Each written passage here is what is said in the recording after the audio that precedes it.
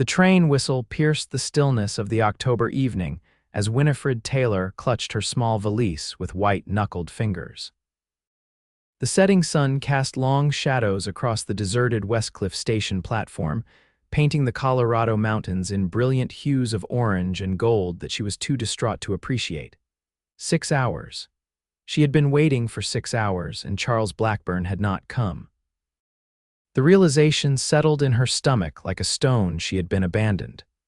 The year was 1878, and Winifred Winnie, to those who knew her, had traveled over 1,000 miles from Boston on the promise of marriage to a man she had never met. Their correspondence had spanned 8 months, his letters painting pictures of a prosperous ranch, a comfortable home, and a respectable life in Westcliffe, Colorado. Now, as the station emptied and the last passengers departed, reality crashed down upon her 22-year-old shoulders. "Miss." "Station's closing soon," the station master called, sympathy evident in his weathered face. "I can't leave you out here alone when night falls. Perhaps there's somewhere I could direct you." Winnie swallowed hard, fighting back tears that threatened to spill. I was to meet Mr. Charles Blackburn. He must have been delayed." The station master's expression shifted, and Winnie knew immediately something was wrong. "Blackburn?" he asked, removing his cap and twisting it in his hands. "Miss, I'm afraid Charles Blackburn passed 3 weeks ago." "Influenza took him quick-like. Word must not have reached you." The world tilted beneath her feet. Dead. The man she had agreed to marry was dead, and no one had thought to inform her. She had no money for return passage, no connections in this wild frontier town, and night was falling fast. "Is there an inn nearby where I might stay?" she asked, struggling to maintain her composure. "The Westcliffe Hotel is just down the main street, but..." The station master hesitated. "It's not exactly the sort of establishment for a lady alone, if you take my meaning." Winnie's heart sank further. She had exactly $3.47 to her name, all that remained after the long journey west. It wouldn't last long, even at the most affordable lodging. The clatter of approaching hoofbeats drew their attention. A tall man on a chestnut stallion rode toward the station, his face shadowed by a wide-brimmed hat. His broad shoulders were draped in a duster coated with trail dust, and as he dismounted with the easy grace of someone who lived in the saddle, Winnie couldn't help but notice the pistol holstered at his hip. "Evening, Thompson," the stranger called to the station master, his voice deep and resonant. Then his eyes fell on Winnie, taking in her travel-worn appearance and the single valise at her feet. "You've been waiting for me," he said simply, as though it were the most natural thing in the world. Winnie stared at him in confusion. "I beg your pardon, Noah Walsh," he introduced himself, removing his hat to reveal sandy brown hair and piercing blue eyes. "I'm guessing you're Charles Blackburn's intended. How did you know?" she asked, suspicion coloring her tone. "Small town," he replied, glancing at the station master, who nodded in confirmation. "Word travels. Charles was my neighbor, good man. When I heard about his passing, I figured his bride might still be coming, seeing as the post is unreliable at best. Thought someone should be here to meet you." The kindness of this unexpected gesture momentarily robbed Winnie of speech. Thank you, Mr. Walsh, but I'm afraid I find myself in quite a predicament. I have nowhere to go." Noah Walsh studied her for a moment, his expression unreadable. "I have a proposition for you, Miss Taylor." "Winifred Taylor, Miss Taylor. I own the Double W Ranch about 3 miles outside of town. My sister lives with me. You'd have proper chaperonage. I can offer you temporary lodging until you decide what you'd like to do next." Suspicion flared again. "Why would you help a complete stranger, Mr. Walsh?" A ghost of a smile crossed his face. "Charles was a good neighbor. Besides, leaving a lady stranded isn't the way we do things in Westcliffe." He paused. "I understand your caution, but I assure you my intentions are honorable." "You can ask Thompson here about my character." The station master nodded. "Walsh is solid, Miss Taylor, one of the most respected ranchers in the county." Winnie weighed her limited options. A strange man's home versus a questionable hotel where her meager funds would quickly disappear. At least the ranch had a woman present. "Very well, Mr. Walsh, I accept your hospitality temporarily." She stressed the last word. Noah nodded, then loaded her valise into his saddlebag. My wagon's hitched outside the general store. I'll take you there now. As they walked away from the station, Winnie cast one last glance at the empty platform where her dreams of a secure future had shattered. Little did she know that fate had something entirely different and perhaps better in store. The wagon ride to the Double W Ranch was largely silent, save for the creaking of wheels and the occasional snort from the team of horses. Noah Walsh was not one for idle chatter, it seemed, and Winnie was grateful. Her thoughts were too tumultuous for conversation. The fading daylight revealed rolling grasslands stretching toward distant mountains, punctuated by stands of aspen trees with leaves turning golden.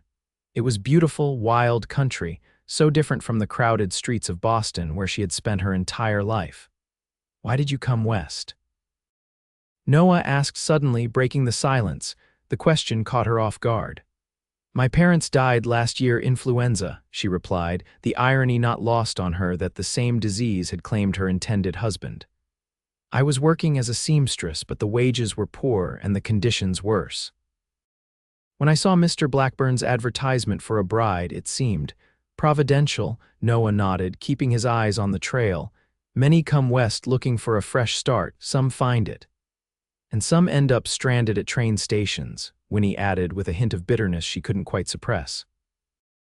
Life out here isn't easy, Noah said after a moment, but there's freedom in it that you won't find back east. As they crested a small hill, the Double W Ranch came into view. A substantial two-story house stood surrounded by several outbuildings, corrals, and a large barn. It was larger and more impressive than Winnie had expected, painted white with dark green trim, smoke curling invitingly from the chimney. It's lovely, she said, genuine admiration in her voice. My father built it 20 years ago when he claimed this land. My mother always said he built it big because he had big dreams. A flash of something pain perhaps crossed his features. They both passed 5 years back. Now it's just me and my sister, Ellie.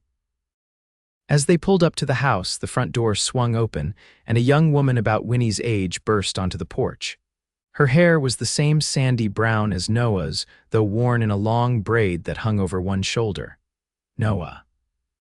You're late for supper, and I was beginning to. She stopped short at the sight of Winnie. Oh, you've brought company. Ellie, this is Miss Winifred Taylor. She was Charles Blackburn's intended. Noah jumped down from the wagon and came around to help Winnie descend. Miss Taylor, my sister, Noah Walsh. Pleased to meet you, Winnie said, suddenly self-conscious of her travel-rumpled appearance. Understanding dawned in Alina's eyes. Oh, you poor thing, you didn't know about Charles, did you? Come inside this instant, you must be exhausted and starving. Before Winnie could respond, Alina had taken her arm and was leading her into the house, chattering all the while. Noah, bring her things to the blue bedroom. I'll heat up some stew, we have fresh bread too. Do you like coffee, Miss Taylor, or would you prefer tea? We don't have much variety, I'm afraid, just whatever comes on the supply wagon. The inside of the Walsh home was surprisingly comfortable. Solid furniture, handcrafted by the look of it, was arranged around a large stone fireplace. Bookshelves lined one wall more books than Winnie would have expected in a frontier home. Braided rugs softened the wooden floors, and oil lamps cast a warm glow over the space. Please call me Winnie, she said, overwhelmed by Alina's enthusiastic welcome, and you must call me Ellie. Everyone does except Noah when he's being particularly bossy. She shot a teasing glance at her brother, who had followed them inside with Winnie's valise. I'll put this upstairs, he said, ignoring his sister's jibe. Supper in 10 minutes, 15, Ellie corrected. I want to get our guests settled properly. As Noah disappeared up the stairs, Ellie guided Winnie to a chair near the fire. You must be in shock. Noah sent word from town this morning that Charles's bride might be arriving, not knowing about his passing. I've been fretting all day, wondering if you'd come and what we'd do if you did. Your brother offered me temporary lodging, Winnie explained, until I can determine my next steps. Ellie nodded. That sounds like Noah. He acts gruff, but he's got a good heart. She paused, studying Winnie. What will you do now? It was the question Winnie had been avoiding since learning of Charles's death. I don't know, she admitted. I have very little money, no connections here, and no immediate way back east. Even if I could return to Boston, there's nothing for me there. Well, you're welcome to stay here while you figure things out, Ellie said firmly. And between you and me, Westcliffe could use another young woman. We're outnumbered by men about 10 to 1. Despite her predicament, Winnie found herself smiling at Ellie's candor. There was something refreshing about the younger woman's straightforward manner. Noah's boots sounded on the stairs as he descended. Room's ready, he announced. Ellie, did you show Miss Taylor where she can freshen up? I was just about to, his sister replied. Come, Winnie, I'll show you to the washroom before supper. The meal was simple but hearty: venison stew, fresh bread, and apple preserves. Winnie, who had eaten nothing since a meager breakfast on the train, found her appetite returning despite her troubles. Noah ate silently, letting his sister carry the conversation, which she did with apparent ease, asking Winnie about Boston, her journey west, and a dozen other topics. "Do you sew well?" Ellie asked as they finished their meal. "You mentioned being a seamstress." "I do," Winnie confirmed. "It was my mother's trade, and she taught me from childhood." Noah, who had been quiet throughout the meal, looked up with interest. "There's no proper seamstress in Westcliffe. Mrs. Olson does some mending, but she's getting on in years, and her eyesight isn't what it was." "Are you suggesting I set up shop?" Winnie asked, surprised. "It's something to consider," he replied. "Folks around here are always needing clothes made or repaired. Might be a way for you to establish yourself if you decide to stay." The idea took root immediately. It was something familiar, something she knew she could do well. "I would need materials, a place to work." "The general store carries fabric and notions," Ellie said eagerly, "and there's a vacant space next to the milliner's that would be perfect for a shop." "Slow down, Ellie," Noah cautioned. "Miss Taylor only just arrived. She needs time to think things through." Winnie appreciated his restraint, even as Ellie's enthusiasm sparked a tentative hope. "Thank you, Mr. Walsh. You're right, of course. I should take some time to consider my options." She stifled a yawn, the exhaustion of the day finally catching up with her. "You're tired," Ellie observed. "Let me show you to your room." The blue bedroom, as Ellie called it, was simply but comfortably furnished with a brass bed, a oak dresser, and a small writing desk near the window. A patchwork quilt in shades of blue and cream covered the bed, matching the faded wallpaper. "The washroom is just down the hall," Ellie explained. "There's fresh water in the pitcher and towels in the chest. Is there anything else you need?" Winnie shook her head, suddenly overcome with emotion.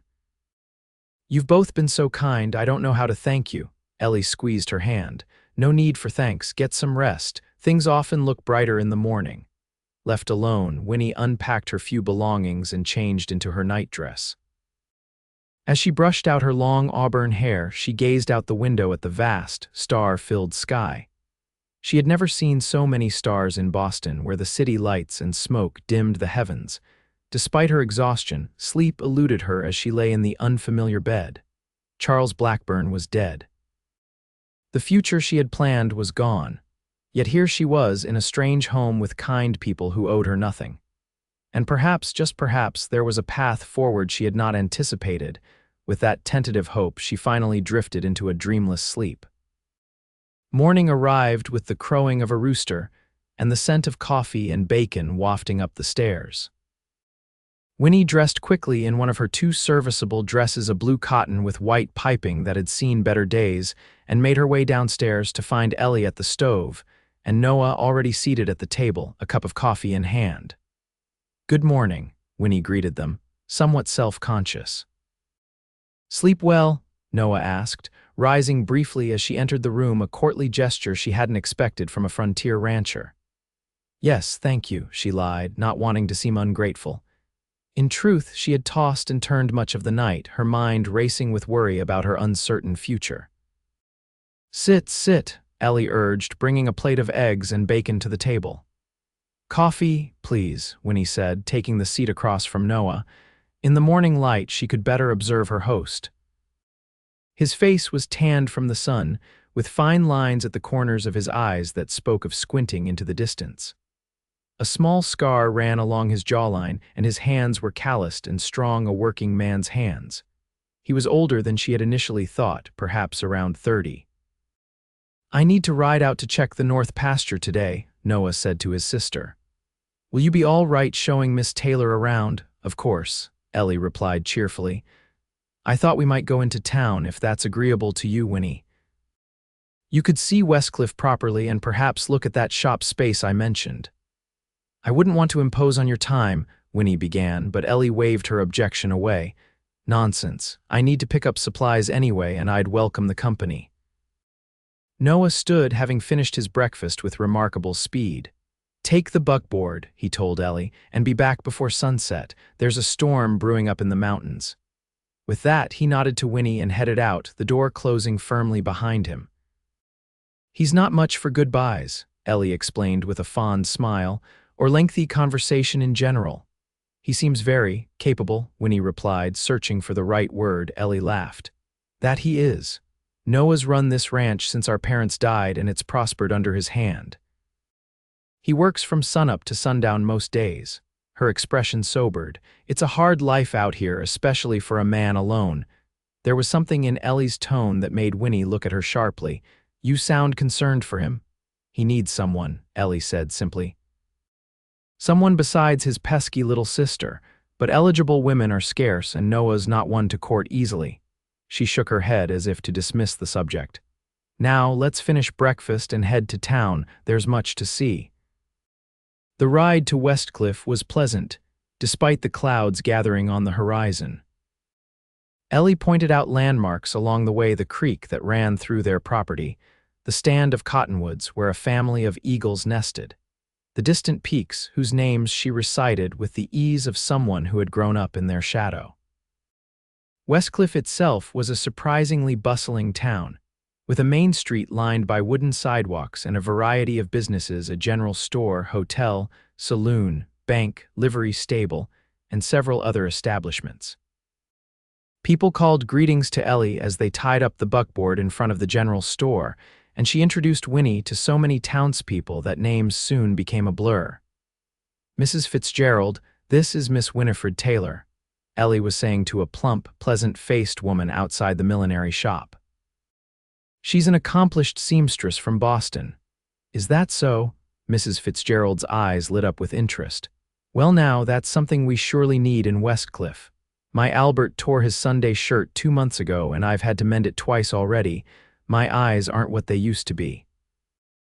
I would be happy to help, Winnie found herself saying, once I'm properly settled.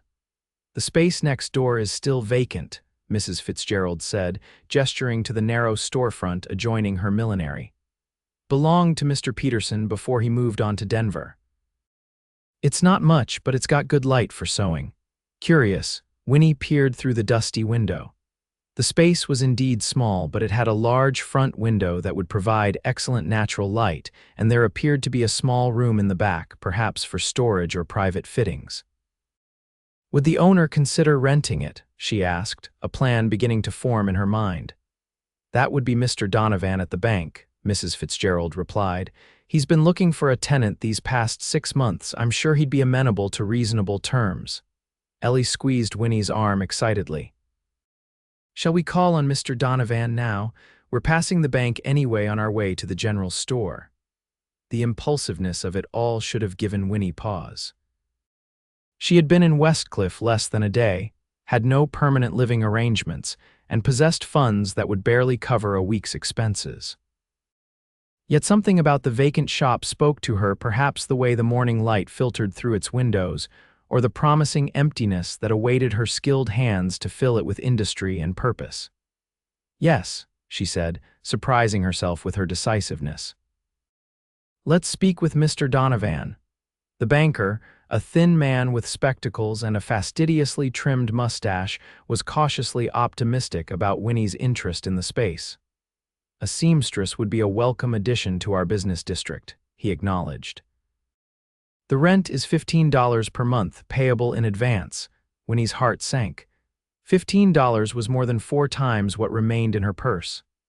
That seems rather steep for such a small space that has stood vacant for so long, Ellie interjected, displaying unexpected business acumen. And Miss Taylor would need to invest in furnishings and materials before seeing any return. Mr. Donovan adjusted his spectacles. What would you propose, Miss Walsh? $8 for the first 3 months, Ellie suggested. With an increase to 12 thereafter, assuming business is satisfactory. The banker's eyebrows rose. You drive a hard bargain, Miss Walsh. $10 for the first 3 months, 13 thereafter, and I'll require a letter of recommendation regarding Miss Taylor's character and abilities. I can provide that, came a deep voice from the doorway. Noah stood there, his hat in his hands, a dusting of trailed dirt on his clothes. Miss Taylor comes highly recommended. Her work is of exceptional quality. Winnie stared at him in surprise. He had seen none of her work, knew nothing of her skills beyond what she had mentioned at supper. Mr. Donovan nodded. That's good enough for me, Walsh. Your word carries weight in this town. He turned to Winnie. We have an agreement then, Miss Taylor. Still stunned by Noah's unexpected appearance and endorsement, Winnie could only nod. Excellent. I'll have the papers drawn up by tomorrow. You can take possession immediately. The first month's rent will be due when you sign the lease. As they left the bank, Winnie turned to Noah. Why did you do that? You know nothing of my abilities. I know enough, he replied. You survived on your sewing in Boston, which means you must be skilled, and Ellie showed me the mending you did on your traveling dress last night. Fine, even stitches, neat work. You noticed that? She asked, astonished that he had observed such a detail. I notice most things, he said simply. Then, glancing at the sky where dark clouds were gathering more rapidly now, we should head back. That storm's moving faster than I expected. But we haven't been to the general store yet, Ellie protested, and Winnie needs to see her shop properly. The shop will still be there tomorrow, Noah replied, his tone brooking no argument. Those clouds won't wait. Looking at the darkening sky, Winnie had to agree. Your brother is right, Ellie. We should return to the ranch. They barely made it back before the storm hit. Fat raindrops began to fall as they unhitched the horses, and by the time they reached the porch, the sky had opened up completely. Thunder rolled across the valley, and lightning illuminated the mountains in stark, brilliant flashes. Just in time, Noah said, helping Winnie down from the buckboard. His hands lingered at her waist a moment longer than necessary, and she felt a strange flutter in her stomach at the contact. Inside, they shook off the rain and gathered around the fire that Noah quickly built up to ward off the sudden chill. Ellie made hot coffee, and they sat listening to the storm rage outside, the conversation naturally turning to Winnie's plans. I'll need a sewing machine, she said, thinking aloud, and fabric samples, thread, buttons, trimmings, measuring tools, a cutting table. The general store can order a sewing machine from Denver, Ellie suggested. They might even have one in stock. And what about living arrangements? Noah asked, his expression unreadable in the firelight. The hotel in town isn't suitable for a respectable businesswoman. Winnie had been pondering this very question. Perhaps there are rooms to let with a family in town or above the shop itself. Noah shook his head. The shop has no second floor and boarding houses in Westcliffe are scarce. Most unmarried women live with family. I have no family here, Winnie reminded him softly. A silence fell, broken only by the crackling of the fire and the rain beating against the windows. Finally, Noah spoke. You could stay here, he said. Until you're established, we have the room and Ellie would welcome the company. Oh, yes, Ellie exclaimed. Please say you will, Winnie. It gets terribly lonely with just Noah for conversation. I couldn't impose, Winnie protested, though the offer was tempting. She had felt more welcome in this home in one day than she had anywhere since her parents' deaths. It's not an imposition, Noah assured her. You'd be doing us a favor, keeping Ellie company. And you could pay board once your business is established, if that would make you more comfortable. Winnie considered the offer. Staying at the Double W would solve her immediate housing concerns and give her time to build her business. The Walshes were kind, respectable people, and Ellie's presence ensured propriety. And if she were honest with herself, the thought of returning to an empty room each night after the companionship she'd found here was bleak. Thank you, she said finally. I accept on the condition that I begin paying board as soon as I have income from my sewing. Agreed, Noah said, and though his expression remained serious, Winnie thought she detected a hint of satisfaction in his eyes. Wonderful, Ellie clapped her hands. Now we can properly plan. Tomorrow, weather permitting, we'll go to the general store and see about supplies for your shop. Perhaps Noah could help build you a cutting table. I can manage that, he agreed. And there's an old cabinet in the barn that could be refurbished for storing your materials. As they continued to discuss the practical aspects of establishing her shop, Winnie felt a warmth that had nothing to do with the fire. For the first time since learning of Charles Blackburn's death, she felt a sense of direction, of possibility. And though she would never have admitted it aloud, she found herself grateful that fate had led her not to Charles, but to the doorstep of Noah Walsh. The next few weeks passed in a flurry of activity. The storm cleared, leaving behind crystalline autumn days perfect for preparing Winnie's shop. Noah proved to be as good as his word, constructing not only a cutting table but also shelving for fabric and a display counter. Ellie helped clean the space and hang curtains, while Winnie focused on acquiring the tools of her trade. The general store did indeed have a sewing machine, a hand-cranked singer that the proprietor had ordered months ago for his wife, who had since decided she preferred her old one. Winnie purchased it, along with an assortment of threads, needles, and basic notions. Fabric would have to be ordered from Denver, but the store owner agreed to include her requirements in his next shipment. Word spread quickly through Westcliffe that a proper seamstress was setting up shop. Before Winnie had even officially opened for business, women began stopping by with mending, alternation requests, and commissions for new garments. "You'll need to establish proper hours," Noah advised one evening as Winnie sat by the fireplace, working late into the night on Mrs. Donovan's dinner dress. "Otherwise, you'll work yourself to exhaustion." Winnie looked up from her sewing, surprised by his concern. "I'm trying to build a reputation. That means accommodating customers, even if it means long hours." "A sound business can't be built on the back of an exhausted proprietor," he countered, taking the seat opposite her. The firelight cast warm shadows across his face, softening the usual stern set of his features. "You're one to talk about long hours," she replied with a small smile. "Ellie says you work from dawn till dusk most days. Ranching is seasonal," he explained.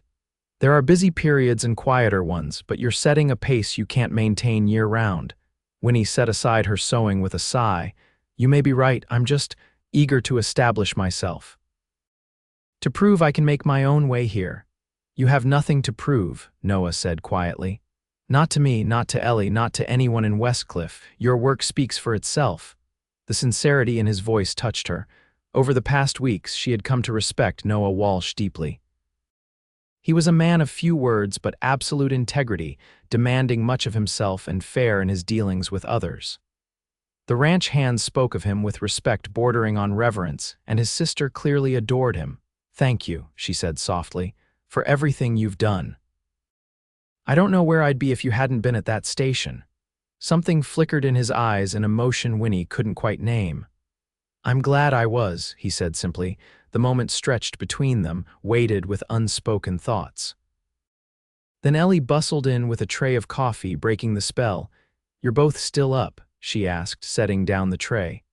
"I couldn't sleep and thought I might have some coffee. Would you like some?" "Thank you, but I should turn in," Noah said, rising abruptly. "Early start tomorrow." "Good night, ladies." As he left, Ellie gave Winnie a speculative look. "What were you two discussing so intently when I came in?" "Business hours," Winnie replied, reaching for a cup of coffee. "Your brother thinks I'm working too much."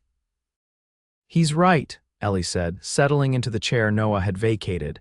"But it's interesting that he noticed. Noah doesn't usually concern himself with other people's working habits." "He's being kind," Winnie said, unsure why she felt the need to deflect Ellie's implication. "Noah is many things: honorable, hardworking, loyal, but he's not particularly known for his kindness to everyone," Ellie observed. "He seems to make an exception for you."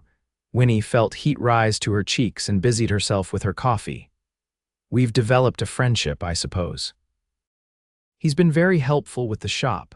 Ellie murmured, a knowing smile playing at her lips. "Friendship. Yes, I suppose that's what it is." Before Winnie could respond, Ellie changed the subject, chatting about the upcoming harvest festival and the dance that traditionally accompanied it. But her words had planted a seed in Winnie's mind that refused to be easily dismissed. Had Noah Walsh developed feelings for her? More disconcertingly, had she developed feelings for him? The grand opening of Taylor's Fine Sewing and Alterations took place on a bright October morning, exactly 1 month after Winnie's arrival in Westcliffe. The small shop, transformed by hard work and communal goodwill, looked inviting and professional. Fabric samples draped the shelves, a dress form displayed a beautifully crafted day dress in the window, and Winnie's sewing machine sat ready on a sturdy table Noah had built. Nearly every woman in Westcliffe, it seemed, found a reason to visit that day. They came ostensibly to place orders or inquire about services, but Winnie knew they were equally curious about the Eastern woman who had arrived as a mail-order bride only to establish herself independently. "You've done well," Noah said when he stopped by late in the afternoon. He looked somewhat out of place among the feminine surroundings, his tall frame and work-worn clothes a stark contrast to the delicate fabrics and trimmings. "Thank you," Winnie replied, genuinely pleased by his approval. "I had excellent help. The work is all yours," he insisted. "I just provided some lumber and nails." Mrs. Fitzgerald, who was examining a bolt of calico, looked up with a smile. "Don't let Mr. Walsh's modesty fool you, Miss Taylor. Half the men in town were talking about how he spent his days off helping set up your shop instead of joining the usual poker game at Henderson's." Noah's sun-bronzed face darkened slightly. "I should get back to the ranch," he said, clearly uncomfortable with the attention. "Ellie asked me to remind you about supper. Don't work too late." After he left, Mrs. Fitzgerald gave Winnie a meaningful look. "That man hasn't shown that much interest in anything other than his ranch in all the years I've known him, not since Sarah Miller broke his heart 5 years back." "Sarah Miller?" Winnie couldn't help asking. "Schoolteacher from back east, like yourself, came out here full of ideas about civilizing the frontier. Lasted 1 winter before deciding it was too harsh and lonely. Noah had been courting her, was planning to propose when spring came. Instead, she took the first train east when the passes cleared." Mrs. Fitzgerald shook her head sadly. "He's kept to himself since then, until you arrived." The revelation stayed with Winnie throughout the afternoon and during the ride back to the ranch with Ellie, who had come to escort her home. Noah's reticence, his careful distance despite his obvious care, it made more sense now. He had been hurt badly by a woman who had found frontier life too difficult. "You're quiet," Ellie observed as they approached the ranch. "Tired from your big day?" "Just thinking," Winnie replied. Then, deciding to be direct, Mrs. Fitzgerald mentioned someone named Sarah Miller today. Ellie's hands tightened on the reins. "Did she? I'm surprised she brought that up." "Was it very serious between her and Noah?" "He loved her," Ellie said simply. "He doesn't give his heart easily, but when he does, it's completely." When she left, she paused, choosing her words carefully. "It changed him, made him more cautious, more closed off." "I'm sorry," Winnie said softly. "It must have been difficult for you both." "It was worse for Noah. I was young, still at school back east when it happened. By the time I came home permanently, he had already built his walls." Ellie glanced at Winnie with a small smile. "But lately, I've seen glimpses of the old Noah, especially when he's around you." Winnie's heart fluttered traitorously. "Ellie, you don't have to say anything," Ellie interrupted gently. "Just be careful with him, whatever you decide." The harvest festival arrived the following weekend, bringing with it crisp weather and festive spirits. The town square was decorated with autumn bounty pumpkins, corn sheaves, and apple barrels, and tables groaned under the weight of potluck dishes brought by families from miles around. Winnie, who had spent the week completing 3 dresses for the occasion, found herself the recipient of many compliments. The women of Westcliffe paraded in their new finery, proudly telling anyone who would listen that Miss Taylor made this specially for me. "You've become quite the success," Noah remarked as they stood watching children bob for apples. He looked different today, still in his customary dark clothes, but freshly barbered, his usually windswept hair neatly combed. "It's early days yet," Winnie replied modestly. But yes, I'm pleased with how things are progressing. Will you be staying then? He asked, his tone casual but his eyes intent. In Westcliffe, I mean. The question caught her off guard. Yes, I believe I will. I've found a place for myself here. She hesitated, then added, I've found more than I expected when I stepped off that train. Something in Noah's expression softened. I'm glad to hear it. Before he could say more, the fiddles struck up, signaling the start of the dancing. Couples began forming sets for a lively reel. Would you care to dance, Miss Taylor? Noah asked, extending his hand. Surprised but pleased, Winnie placed her hand in his. I would, Mr. Walsh. As they joined the set, Winnie realized she had never seen Noah dance before. Like everything else he did, he approached it with quiet competence, guiding her through the figures with a sure hand. When the music changed to a waltz, he drew her closer, one hand at her waist, the other clasping hers firmly. I didn't know you danced so well, she said as they moved in perfect time to the music. My mother insisted, he replied with a hint of a smile. Said no son of hers would stomp around a dance floor like a newborn colt. Winnie laughed, delighted by this glimpse into his past. She sounds formidable. She was, he agreed, his eyes warm with remembrance. You would have liked her. She was from Boston originally, like you. Is that why you were at the station that day? Winnie asked suddenly. Because your mother was from the East. Noah's steps faltered slightly before he recovered. Partly, he admitted. I knew what it was like to come west and find everything strange and difficult. My mother used to tell stories about her first months here, how lost she felt, how different everything was. The simple kindness of it, his empathy for a stranger based on his mother's long-ago experience, touched Winnie deeply. Thank you, she said softly, for being there. His eyes held hers, and for a moment the crowded dance floor seemed to fade away. I'm glad it was me, he said, echoing her words from days before. The moment was broken as the music ended and couples around them applauded. Noah released her reluctantly, stepping back with proper decorum, but his eyes never left her face. Noah, Winnie. Ellie approached, flushed with dancing and excitement. Isn't this wonderful? The whole town is here. It's lovely, Winnie agreed, though she found her attention still drawn to Noah. The bonfire's about to be lit, Ellie continued. Come on, we should get a good spot. The huge bonfire in the center of the town square blazed against the darkening sky, casting long shadows and warming the gathering crowd. Families clustered together on blankets, sharing cider and donuts, while the older folks told stories of harvests past and the early days of Westcliffe. Winnie found herself seated between Noah and Ellie on a log near the fire, listening as Mr. Thompson, the station master, recounted the harsh winter of '68 when the town had been cut off for nearly 3 months.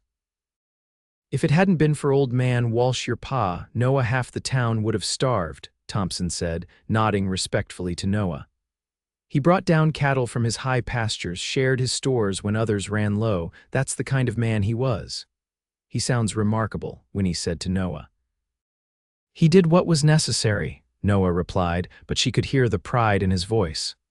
Out here, we survived together or not at all. As the evening wore on and the stories continued, Winnie felt a deep contentment settle over her. This was community in its truest sense, neighbors sharing food, stories, and warmth against the approaching winter.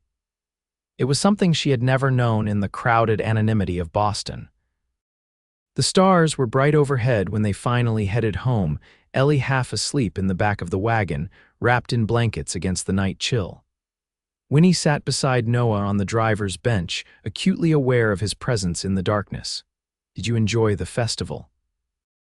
He asked as they left the town lights behind. Very much, she replied. It felt right somehow, being there, being part of it all. You fit here, Noah said simply. Better than I expected when I first saw you at the station. I wasn't sure I would, Winnie admitted.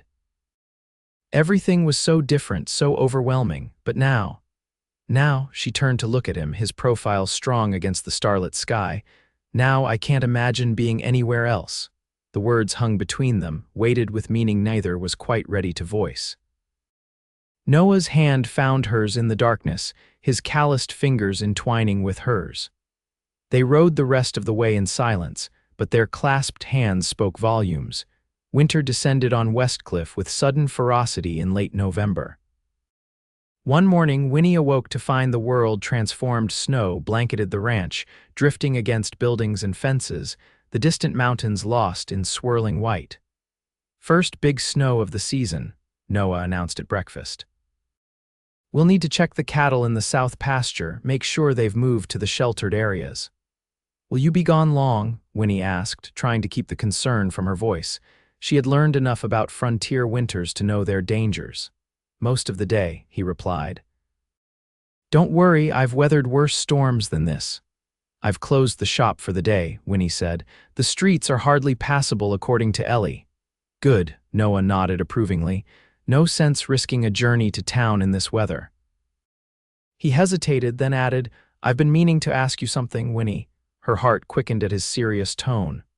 "Yes, Christmas is coming in a few weeks. I know you had planned to find your own place in town by then, but with winter setting in." He paused, seeming uncharacteristically uncertain. "I'd like you to stay here at the ranch, through the winter at least. The roads can become impassable and I'd rest easier knowing you were safe."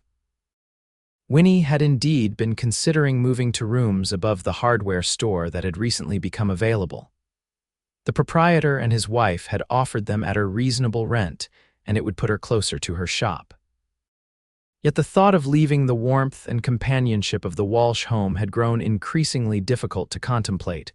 "Are you certain I wouldn't be imposing?" she asked carefully. "Your family now," he said with a simplicity that brought tears to her eyes. "This is your home for as long as you want it to be." Family, the word resonated deeply.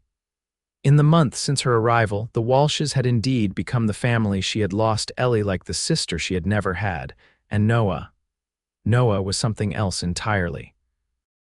Something that made her heart race and her cheeks flush when he entered a room. "Thank you," she said softly.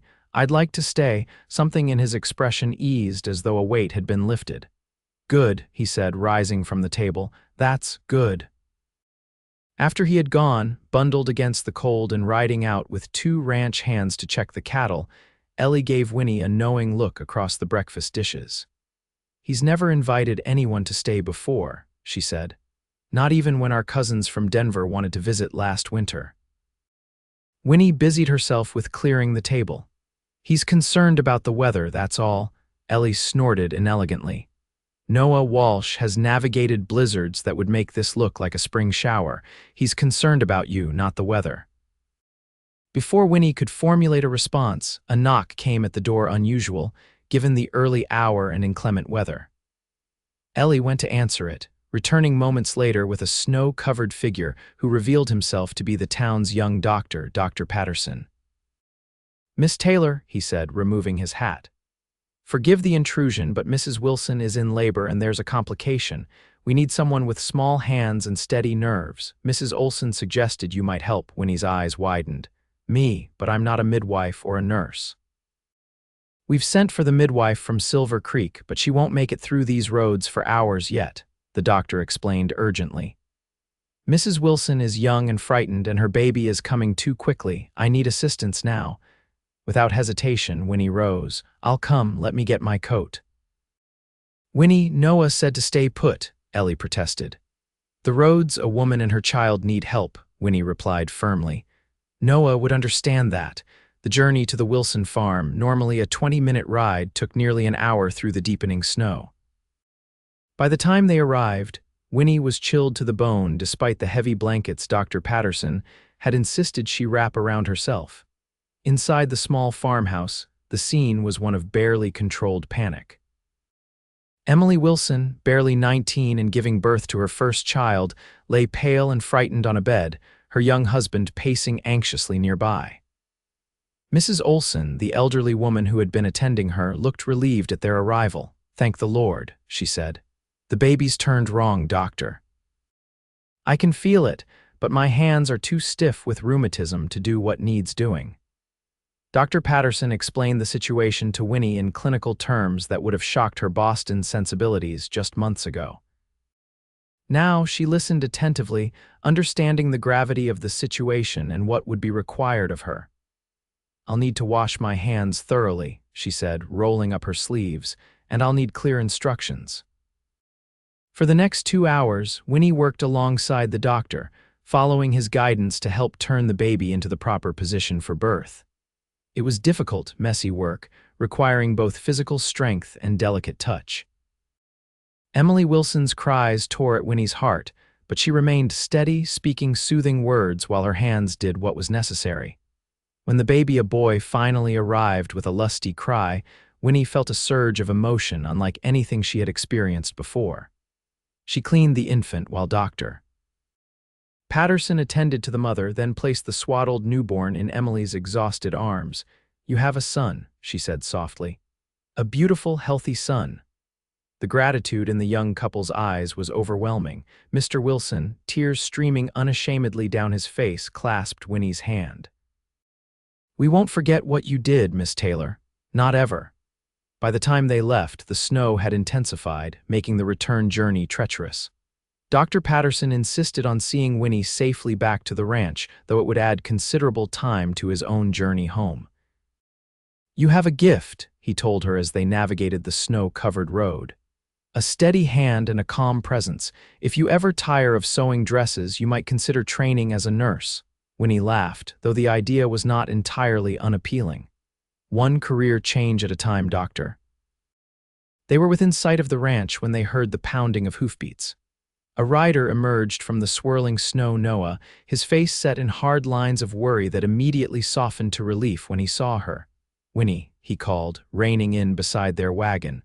"Thank God." "Ellie told me where you'd gone. I've been searching for hours." "I'm sorry to have worried you," she replied, suddenly aware of how she must look exhausted, her dress stained despite the apron she had borrowed, her hair escaping its pins. "But I had to go. Mrs. Wilson needed help." "The birth was complicated," Dr. Patterson explained. "Miss Taylor's assistance was invaluable. Mother and child are doing well, thanks in large part to her." Noah's expression shifted from relief to something like pride. "Are you all right?" he asked Winnie. "Tired," she admitted. "But fulfilled, I suppose. It was an extraordinary experience." Noah nodded, then turned to the doctor. "Thank you for bringing her home safely. You should come in, warm up before continuing to town." "I should get back," Dr. Patterson declined. "I have other patients to check on." "Miss Taylor, thank you again." As the doctor departed, Noah dismounted and climbed into the wagon beside Winnie, taking the reins. "You're freezing," he observed, wrapping his arm around her shoulders to share his warmth. "It was worth it," she said, leaning into him gratefully. "Noah, I helped bring a new life into the world today." "You're a remarkable woman, Winifred Taylor," he said softly, his breath forming clouds in the cold air. She looked up at him, snow catching on her eyelashes. "Am I? The most remarkable I've ever known." His gaze held hers, intense and unwavering. Slowly, giving her every chance to pull away, he bent his head and pressed his lips to hers. The kiss was gentle, questioning at first, then deepening as she responded. His hand came up to cradle her cheek, surprisingly tender for a man so strong. When they finally parted, both breathless, he rested his forehead against hers. "I've wanted to do that since the harvest dance," he confessed. "Maybe even since I first saw you at that station, looking so lost and so determined all at once." Winnie's heart soared. "I've wanted you too," she admitted shyly. He smiled then, a rare, full smile that transformed his serious face. "We should get you inside before you freeze," he said, though he made no immediate move to release her. "Noah," she began, needing to voice what was in her heart. "I came west to marry a stranger, and I thought my future had collapsed when I learned he was dead. But now I understand that fate had something better in store for me, someone better." His arms tightened around her. "When I rode to that station, I had no intention of bringing home a bride mine or anyone else's. I just thought, no one should be alone in a strange place. I never expected to find someone who would change my life." "Have I?" she asked softly. "In every way," he assured her. "You've brought light back to this house, joy to Ellie, and hope to me." The admission, so simple and profound, moved her deeply. "I love you, Noah Walsh," she whispered. "I think I have for some time now." His kiss this time was fiercer, more certain. "I love you, Winnie. I think I've been falling in love with you since you agreed to get in my wagon that first day. taking a chance on a stranger because you had the courage to build a new life. Snow swirled around them, but Winnie had never felt warmer or more secure than in that moment. In Noah's arms with the promise of a future neither had anticipated but both now embraced wholeheartedly. Christmas at the Double W Ranch was a joyous affair that year. The house was decorated with pine boughs and red ribbons, filling the rooms with the scent of the forest. A massive tree stood in the corner of the parlor, adorned with handmade ornaments and small candles that would be lit on Christmas Eve. Winnie had closed her shop for the week, focusing instead on preparing special gifts for Noah and Ellie. For Ellie, she had crafted a beautiful blue dress with delicate embroidery far finer than anything available in Westcliffe. For Noah, she had secretly made a warm quilt for his bed, piecing it together during the hours when he was out working the ranch on Christmas Eve. As tradition dictated, they exchanged one gift each before the main celebration the following day.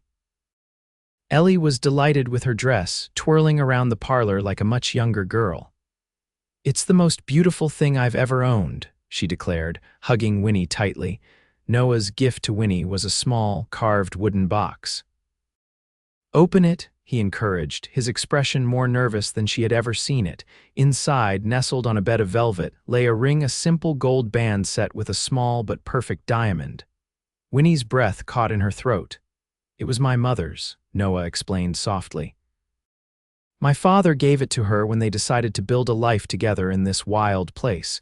She always said it reminded her that love can flourish even in the harshest conditions."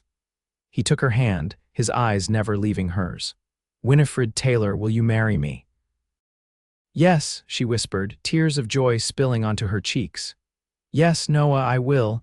He slipped the ring onto her finger where it fit as though made for her. "I had planned a much more elaborate proposal," he admitted with a rueful smile.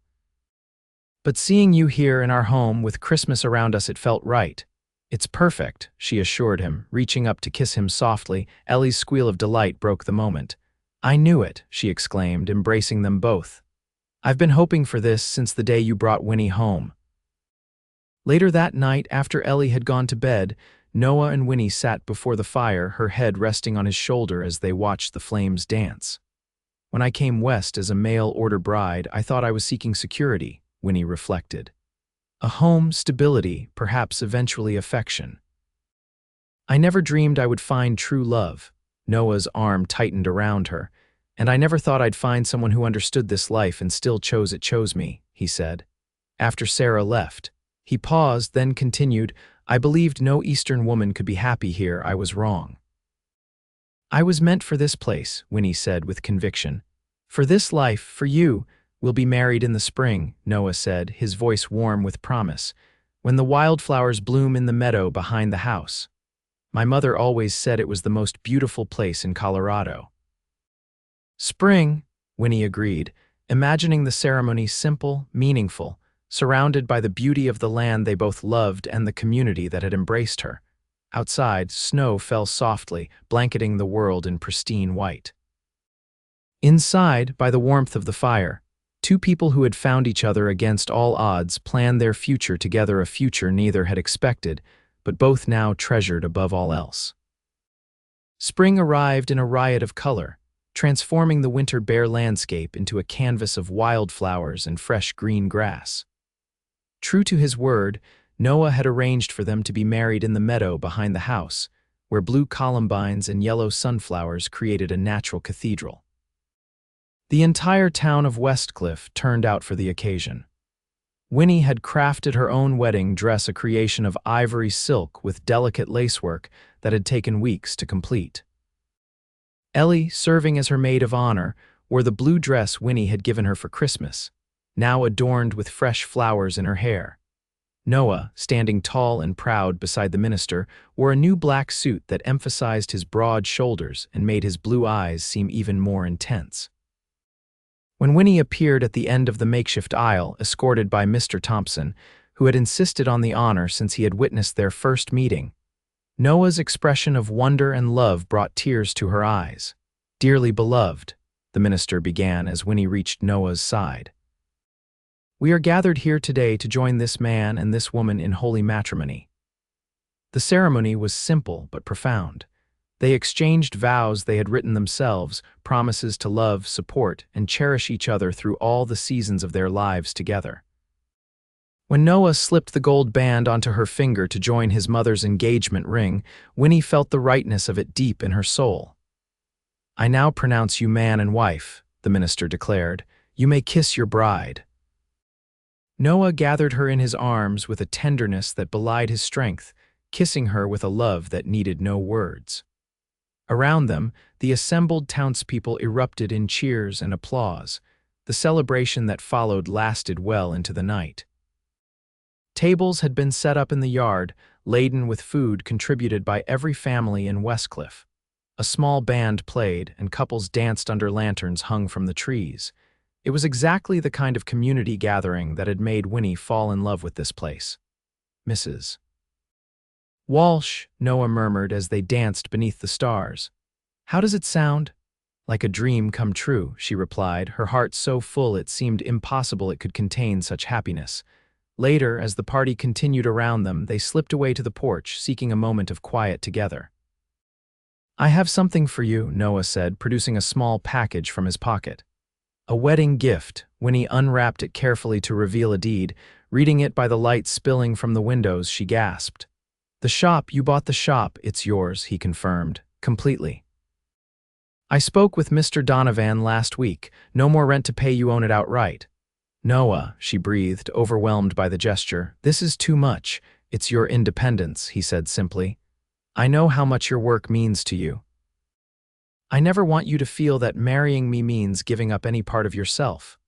The thoughtfulness behind the gift moved her deeply.